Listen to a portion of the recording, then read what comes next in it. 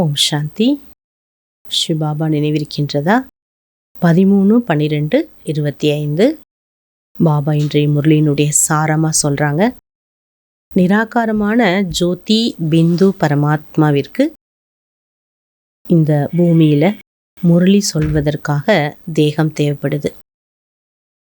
அந்த தேகத்தின் மூலமாகத்தான் நான் குழந்தைகளுக்கு பாலனை கொடுக்க முடியும் அப்படின்னு பாபா சொல்கிறாங்க. அது மட்டுமல்ல, எப்படிப்பட்ட பாலனை அதை சொல்கிறார். பாபா நம்மளை அனுப்பும்போது உயர்ந்த சதோ பிரதான ஆத்மாவாக இந்த பூமிக்கு அனுப்பிச்சார். ஆனால் இப்போ நாம் என்ன ஆயிட்டோம்? படிப்படியாக எல்லாத்தையும் இழந்துட்டோம். மீண்டும் பாபா நமக்கு ஸ்டெப் பை ஸ்டெப்பாக என்ன பண்ணுறாரு? அப்படி கொஞ்சம் கொஞ்சமாக சதோ பிரதானத்தை நோக்கி மீண்டும் நம்மை ஏறும் கலை, முன்னேறும் கலை, வளர்ப்பிறைக்கு பாபா அழைத்து செல்கின்றார். அதற்காக ஒரு ஸ்ரீமத் கொடுக்கிறார். குழந்தைகளே, உங்களுடைய கர்மேந்திரியத்தினுடைய எந்த சஞ்சலம் வராமல் இருப்பதற்காக ஆத்மா என்ற அபியாசத்தை அதிகமாக செய்ய வேண்டும். ஆத்ம உணர்வில் பாருங்க, ஆத்ம உணர்வில் இருந்து பேசுங்க. நான் ஆத்மா, சாந்த ஸ்வரூப, சக்தி ஸ்வரூப, அன்பு ஸ்வரூப ஆத்மாங்கிற அந்த அபியாசம் உங்களுடைய செயலோடு சேர்ந்து இருக்கணும் அப்படின்னு பாபா இன்னைக்கு எச்சரிக்கையை கொடுக்குறாங்க. முரளியினுடைய தலைப்பு மீட்டே பச்சே துமாரி ஈஸ்வரிய மஷினை. இனிமையான குழந்தைகளே, இது உங்களுடைய ஈஸ்வரனுடைய ஒரு இயக்கமாகும். தும் சப்கோ ஈஸ்வர் கா பனாக்கர் உனே பெஹத் கா வர்ஷா திலாத்தே ஹோ. ஈஸ்வரி இயக்கத்துக்கு நீங்க வந்துட்டீங்க. உங்களுடைய கடமை என்னங்கிறார் பாபா? நீங்கள் அனைவரையும் பரமாத்மா ஈஸ்வரனின் குழந்தையாக்கி எல்லையற்ற ஆஸ்தியை அவர்களுக்கும் நீங்கள் ஏற்படுத்த வேண்டும். அவர்களுக்கும் அந்த வழியை காண்பிக்க வேண்டும். ஏன்னா ஈஸ்வரன் பாபா ஆஸ்தி கொடுப்பதற்காக வந்திருக்கார். அந்த ஆஸ்தியிலிருந்து வஞ்சிக்கப்படக்கூடாது இல்லையா? அதனால எல்லாருக்கும் ஆஸ்தியை ஞாபகப்படுத்த வேண்டும். பாபா கொஸ்டின் கேட்குறாங்க, கர்மேந்திரியோं की चंचलता समाप्त कब होगी? நம்மளுடைய கர்மேந்திரியத்தினுடைய அந்த சஞ்சலத்தன்மை என்பது எப்பொழுது முடிவு பெறும்? जब तुम्हारी स्थिति सिल्वर एज तक पहुंचेगी, अर्थात जब आत्मा त्रेता की सदो स्टेज तक पहुंच जाएगी तो कर्मेंद्रियों की चंचलता बंद हो जाएगी. பாபா சொல்றாங்க, நீங்க எப்போ சில்வர் ஸ்டேஜ், அதாவது ஆத்மா ஃபர்ஸ்ட் கோல்டுக்கு வருது, அப்புறம் சில்வர் ஏஜுக்கு வருது, அப்புறம் காப்பருக்கு வருது, அப்புறம் அயனுக்கு வருது. இப்போ பாபா என்ன சொல்றார்? குழந்தைகளை டைமண்ட் ஆக்கிறதுக்காக முதல்ல இரும்ப கொஞ்சம் கொஞ்சமா மேல சில்வருக்கு கொண்டு போறார். அப்போ நம்மளுடைய ஸ்திதி எப்பொழுது சில்வர் ஏஜ், திரேதா யுகத்துக்கு தகுதியான ஆத்மாவாக எப்பொழுது ஆகுமோ அப்பொழுது பாபா சொல்றாரு, கர்மேந்திரியத்தினுடைய சஞ்சலத்தன்மை என்பது நின்றுவிடும். अभी तुम्हारी रिटर्न जर्नी, इसलिए कर्मेंद्रियों को वश में रखना है. 5000 வருஷங்கள் டிராவல் பண்ணிட்டோம். இப்பொழுது நாம் திரும்பி செல்ல வேண்டிய நேரம். பாபா சொல்றாரு, ரிட்டர்ன் ஜர்னி இப்போ நமக்கு. ஆகையினால் கர்மேந்திரியங்களை உங்களுக்கு வசப்படுத்த வேண்டும். உங்களுடைய வசத்தில் அதை வைத்து கொள்ள வேண்டும். कोई भी छिपा कर ऐसा कर्म नहीं करना जो आत्मा पतित बन जाए. பாபா ஆத்மாவை சுத்தப்படுத்த வந்திருக்கும் போது நம்ம ஏதாவது மறைத்து தவறு செய்யும் பொழுது மீண்டும் ஆத்மா பதீத்த நிலையை அடைந்து விடாமல் இருப்பதற்கு கவனம் கொடுக்கணும். அவினாஷி சர்ஜன் துமே ஜோ பர்ஹேஜ் பதா ரஹே உஸ் பர் சல்தே ரஹோ. பாபா சொல்றாங்க, அழிவற்ற சர்ஜன் டாக்டர் பாபா என்னெல்லாம் உங்களுக்கு பத்தியத்தை சொல்லியிருக்காரோ அதன்படி நீங்கள் உங்களை கொண்டு செல்ல வேண்டும். எதெல்லாம் பாபா நமக்கு ஸ்ரீமத் கொடுத்திருக்கார், பத்தியம் கொடுத்திருக்கார், விரதம் கொடுத்திருக்கார், அதன்படி அதற்குட்பட்டு நம்மளுடைய எண்ணம், சொல், செயல், மனம், புத்தி, ஸ்வபாவம் இதையெல்லாம் நம்ம நடத்தி செல்ல வேண்டும். அப்பொழுது ஆத்மா சதோ பிரதான நிலையை அடைய முடியும். கீத் முக்கடா தேக்லே பிராணி, உன் முகத்தை நீ பார் மனிதா. முகம் அப்படின்னா உள்முகம், ஆத்மா என்ற முகம். எவ்வளோ நம்ம நல்லது செஞ்சிருக்கிறோம், எவ்வளோ நம்ம தீமை செஞ்சிருக்கிறோம். இதை நமக்கு பார்க்கும்போது ஒரு எச்சரிக்கை என்பது ஏற்படுது. ओम शांति। रूहानी बच्चों प्रति रूहानी बाप समझा रहे हैं। न सिर्फ तुम बच्चों को, जो भी रूहानी बच्चे प्रजापिता ब्रह्मा मुख वंशावली वो जानते हैं। ஆன்மீக குழந்தைகளுக்கு ஆன்மீக தந்தை புரிதல் கொடுத்துட்டு இருக்கார். இதை யாரு புரிஞ்சுக்க முடியும்? ஆன்மீக குழந்தைகள் யாரு? அதாவது பிரஜாபிதா பிரம்மாவின் முக வம்சாவளி குழந்தைகள் யாரோ அவர்கள்தான் இந்த ஞானத்தை புரிந்து கொள்ள முடியும். ஹம் பிராமணோ கோயி பாப் சம்ஜாத்தே ஹேன். பிராமணர்களுக்குத்தான் பாபா இந்த ஞானத்தின் புரிதலை கொடுத்து கொண்டிருக்கின்றார். जैसे बाप तुम बच्चों को समझाते हैं, तुमको फिर औरों को समझाना है. எப்படி பாபா நமக்கு புரிதல் கொடுக்கிறார், எவ்வளவு புரிதல் கொடுத்திருக்கார். ஆத்மானா என்ன, மனம் புத்தி சமஸ்காரம் அதோட செயல்பாடுகள் என்னென்ன, எப்படியெல்லாம் நம்ம ஆத்மா சதோ பிரதானத்தை அடைய வேண்டும், தீவிர புருஷார்த்தம் செய்ய வேண்டும்.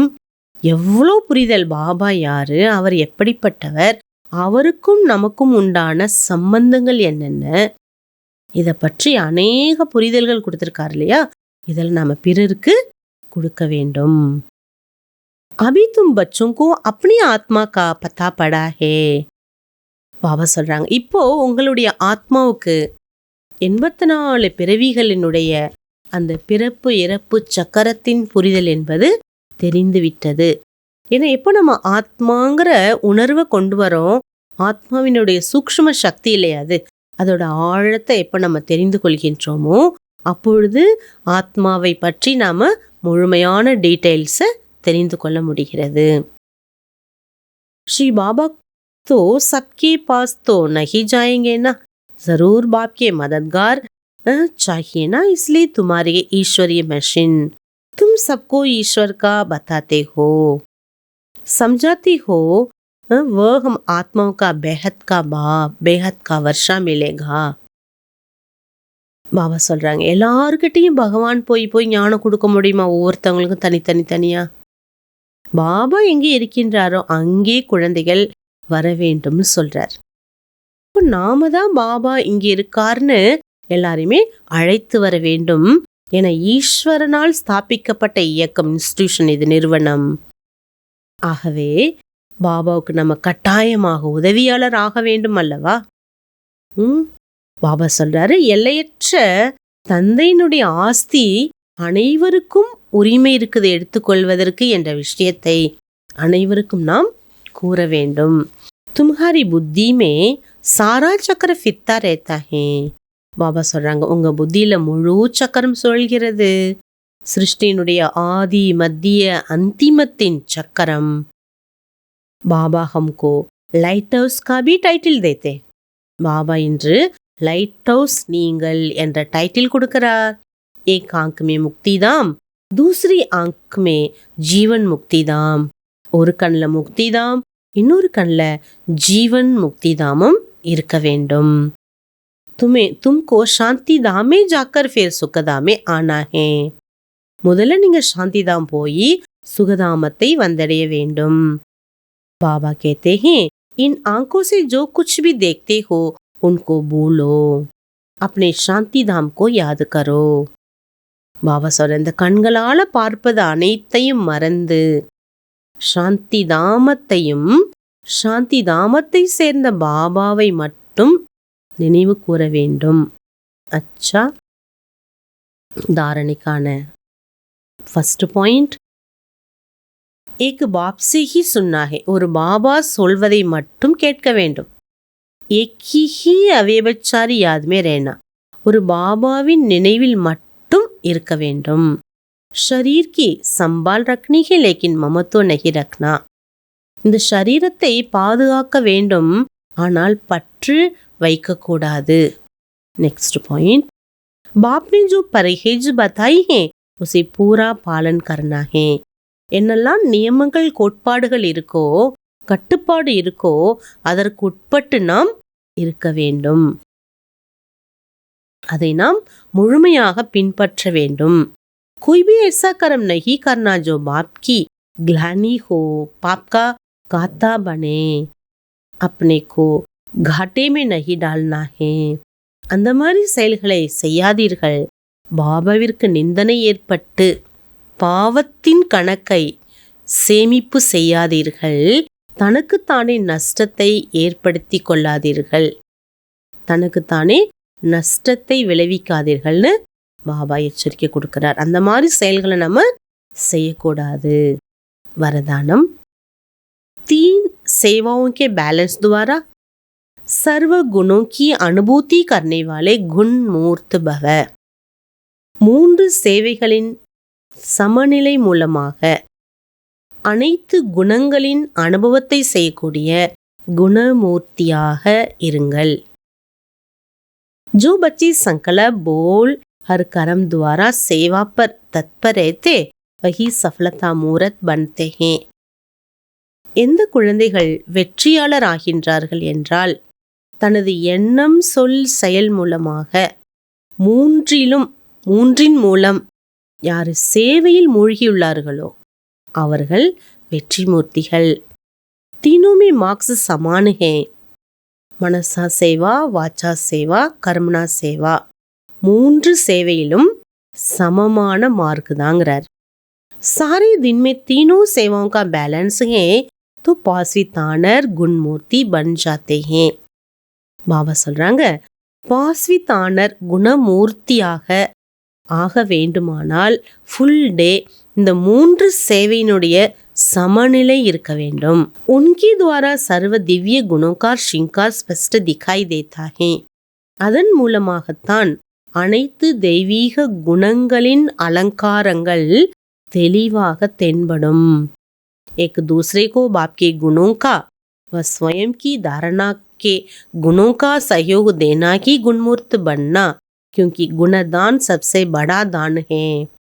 பாபா சொல்றாங்க, மற்றவர்களுக்கும் பாபாவின் குணத்தினுடைய, அதாவது தன்னுடைய தாரணையினுடைய குணத்தின் மூலமாக பாபாட்ட என்னெல்லாம் குணங்கள் இருக்கோ அந்த குணங்களை நாம கடைபிடித்து நம்ம குணத்தை அனைவருக்கும் உதவி செய்யக்கூடிய குணத்தின் மூலமாக உதவ வேண்டுங்கிறார். அப்படிப்பட்டவர்களே குணமூர்த்தி. அதற்கு பேர்தான் குணதானம். மிக சிறந்த தானம், உயர்ந்த தானம் என்று சொல்லப்படுது.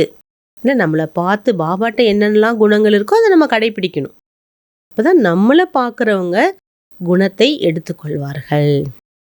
ஸ்லோகன், निक्षीरूबी फाउंडेशन पक्का है तो श्रेष्ठ जीवन का अनुभव स्वतः होता है. நம்பிக்கை என்ற அஸ்திவாரம் உறுதியாக இருந்ததேயானால் வாழ்க்கை, சிரேஷ்ட வாழ்க்கையின் அனுபவம் இயல்பாகவே இருக்கும். பாபா வேக்த இஷாரா கொடுக்கறாங்க, சம்பன்ன கர்மாத்தீத் பன்னைக்கு துன் லகாவோ. சம்பன்னம் கர்மாத்தீத் ஆக வேண்டும் என்ற ஆர்வத்தை கொண்டு வருவதற்கு பாபா பாயிண்ட் கொடுக்கறாங்க. पिछले कर्मों की हिसाब किताब के सफल फल स्वरूप तन का रोग हो. मन के संस्कार अन्य आत्माओं के संस्कारों से टक्कर भी खाते हो, लेकिन कर्मातीत कर्म भोग के वश न होकर मालिक बन हिसाब चुक्तु करावे. அதாவது நம்ம இப்போ எந்த பாவங்கள் செய்யல, இதுக்கு முன்னாடி எந்தெந்த ஜென்மத்தில் என்னெல்லாம் நம்ம பாவ கர்மங்கள் செய்திருக்கோமோ அந்த கணக்கு வழக்கினுடைய பிரதிபலிப்பு உடலுக்கு வரக்கூடிய வியாதிகளாகும்.